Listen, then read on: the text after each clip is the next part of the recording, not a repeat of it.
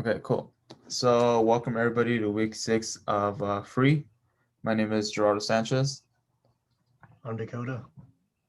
Yeah, and today we're going to be going over our little Arduino project. So on the agenda today, we're going to be going over the Arduino parking sensor code, the connections for your Arduino and your breadboard, and at the end, just a little demo just to show you how it works. So starting off, we're going to start off with the sensor code.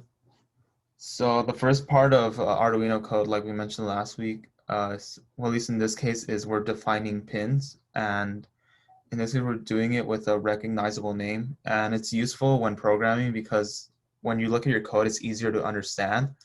And when you have to make edits, instead of changing numbers all around your code, you can just change the number from where you're defining your pins. So it makes it a lot easier when you have to go back and just change stuff around.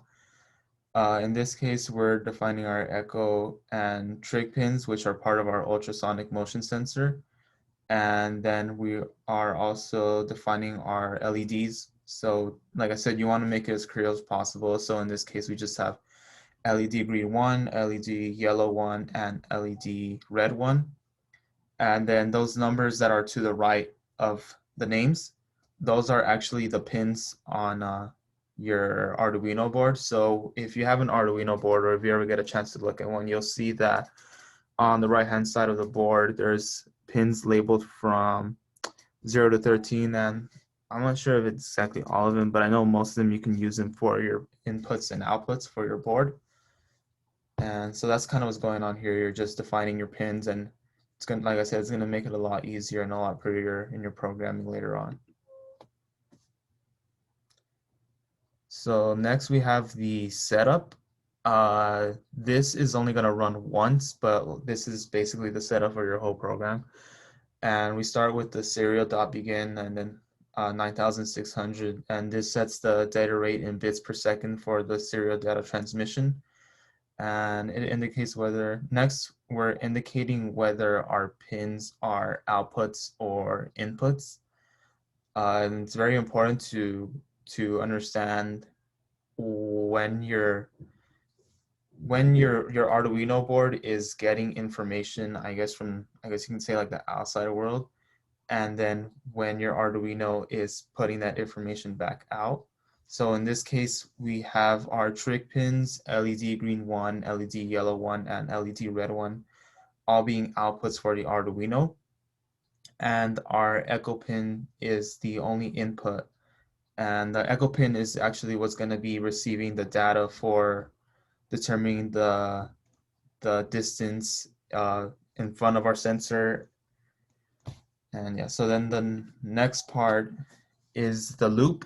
And now this is a part of our program that's just going to be continuously running, like we discussed last week. This part of the program just continuously runs time and time again. So in the first part, we just create a variable for saving our distance and our time taken. And after that, you can see where we have digital write, trig pin low, a delay of microseconds, 2 microseconds, and then it goes back high for 10 microseconds, and then it goes back to low. Basically, what that's doing is creating just a pulse for our trig pin for our ultrasonic sensor. So we give a pulse of a high pulse for just about 10 seconds, and that's going to 10 microseconds, sorry, and that's going to give us our data to determine the time it takes for the signal to reach an object and then bounce back. And we start off with a low pulse just to have a cleaner high pulse and just get better results. And after that, once our signal is read from the sensor, and then we save it into our variable time taken, that's where we have a time taken is equal to pulse in and then echo pin high. Once we have our time taken, that, like I said, it takes for the sensor to, I guess, it senses the object and it bounces back. So then we have to calculate the distance in centimeters. And in order to do so, because the time taken, your distance is the time that it saves is the distance from when it reaches the object and it bounces back. But obviously, the time that we're looking at is just from the time that it leaves our sensor and reaches that object. So that's why we have it divided by 2. And then we have it divided by 29.1. The reason we do this is because this is the speed of sound in microseconds per centimeters. So we have to do this in order to get our actual distance. And once you do that, the next part of our code is just if-else statements. And this is the part where you're going to see on our board whether our LEDs are turning on or not. And if we look at the first if-else statements, that statement is saying if the distance is less than 31 centimeters, then our green LED will be high, meaning it will be turned on. And if it's further out than that, then it'll be low. And then that's the same case for each one of those outputs for the LEDs. So in the case where our distance is 21 centimeters or less, our yellow light will be turning on, otherwise it would remain off. And then lastly, if our distance is less than 11 centimeters, then our red LED will be turning on, and otherwise it will just remain off. So this, like I said, this is just going to be running continuously. And as long as your Arduino board is connected and whatnot, it's just, this thing is just going to keep working until you disconnect it or some reason like just upload something different onto your board. Lastly, here we have our connections for the Arduino. So right here we have our ultrasonic sensor. We have our Arduino Uno board, which is what I'm using today. And then we have our LEDs right here. The reason I have this one blue is just because I didn't have a yellow LED, so I just put a blue one, but you know, it still works the same. So just, I guess, think of that as a yellow one. And like we stated earlier, we define our pins. Hopefully it's a little clearer to see here, but this is our echo pin, which we defined earlier to be pin 6. Our trig pin is pin 7, so we're connecting it straight here into our Arduino board. And then over here where we have our LEDs, we have them 9, 11, and 13. And that's going to be the green, yellow, and the red one. So once you've made these connections and you also are providing a power and a ground from our Arduino board into our breadboard with a couple resistors here with the LEDs. Once you make these connections and do all of the coding and upload it onto your board, this is what we're going to go over right now. You'll see how it ends up working and everything. So that's basically it for the connections and the configuration of the board and the programming. So now we're going to get into the demo. So give me one sec.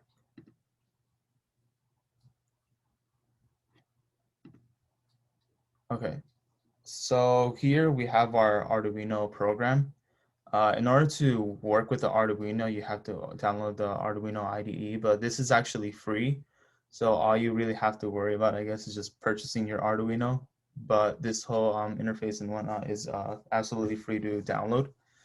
So we can see here in the beginning, we have where we define our pins, and we have our setup right here. And then at the end, we have our loop. So we connect our Arduino board. I'll show this later on as well. So I'd say one thing to make sure when you're doing this, when you're working with the Arduino, is to go over here to tools and make sure that you have your correct board selected so that the program can communicate with the board properly.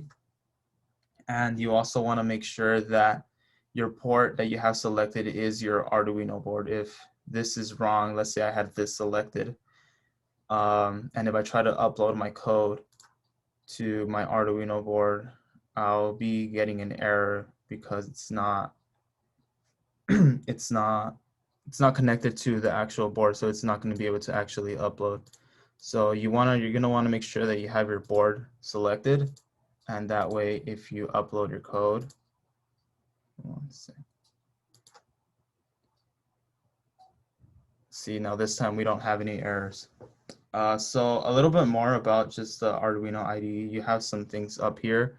So this is just to create a new script. You see right here we have a new script for an Arduino program. This right here would be to open one that you've already created, and then this is just to save what you have done. So let's say you write this all up and you have your Arduino board connected, and you've made sure that both of these are Arduino Uno and that you have the correct port selected. Before you just upload your code into your program, into your Arduino, sorry, you want to make sure that you don't have any errors in your code or anything like that. And so the way to do that is this little question mark right here, which is a verify. And this basically just compiles your code, and then it just checks if there's any errors in there. So if you just click that, it says done compiling. And if you don't have any errors or anything like red text showing up down here, then you should be good. So once you do that and you upload it, it should say done uploading. And like I showed earlier, if you have the wrong port selected or anything like that, this you're gonna get some errors down here. But everything is good up until this point. So once you have that ready to go, now it's just time to show kind of how the Arduino board is working. So let me see.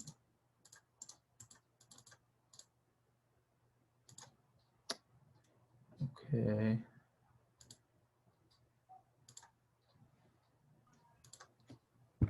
All right, so unfortunately, I just have my laptop camera here to help me. But over here, I also have a little tape measure just to help us see where the distances are. Around this point here, we have the 31 centimeters. Around this point here, we have 21 centimeters. And around here, we have 11 centimeters. So, okay. So now, to make sure it works, if we have something like here, I'm just using this board right here. Like I said, the ultrasonic sensor is going to send a signal. It's going to hit this and bounce back, and it's going to receive that signal once again. And then that's the time, the total time taken. And like we showed in our program, we do some calculations in order to calculate the correct distance. So like I said, around here is 31 centimeters. So if I put my board down, we can see that as I approach 31 centimeters, our green LED is lighting up. Hopefully that's clear. So that means we're within that range of 31 centimeters. So and like I said, this runs continuously. So our green LED will just remain on. And around this point, we have 21 centimeters. So as this board approaches closer, as you can see, the blue LED now turns on. And once again, this is in our program where we stated that if the distance is less than 21 centimeters, the yellow LED, in this case, it's just a blue one, but the yellow LED or the blue one should be turning on. And then the last case would be at around this point, which is 11 centimeters. So once again, if the board approaches closer, hopefully it's a little clear there, we can see that our red LED is turning on. And yeah, so that's basically a very simple project with the Arduino board. But once you've kind of made something simple like this, or anything simple really, you can build off on this and just make it a little bit more complex. So this would be a very simple example of like a parking sensor where your lights are basically just your indicators determining how close you are when you're backing up to like a certain object. But let's say you wanted to take it a step further, you can add something like a buzzer, and it'll just start beeping whether you have your LED. You can have it so that it starts beeping as soon as the green LED turns on, and it beeps faster the closer you get. Or you can have it that it just beeps when you get way too close, which is when the red LED would be lighting up. Another thing is that you can take this, what you've made, and then put it onto like an actual like RC car or something like that. And then you can have it work with your RC car. And then also not only will the LED lights be turning on and whatnot, you can integrate it with your car. and just kind of have it like slow down, kind of how you have real cars sometimes, how they either slow down or just brake on them by themselves in order to avoid any impact or something like that. So yeah, this is a very simple project, but I'd say it's a very good one for anybody who's just kind of starting off. And if you buy an Arduino board, typically they come in like starter kits, and they come with a bunch of different sensors and a bunch of LEDs and resistors and wires, and you can really like whatever your imagination takes you. You can try to make anything that you really want with these boards, and I've seen people do some pretty cool stuff with them. So you can go from simple stuff like this or just really applying it to something that you can use every day. So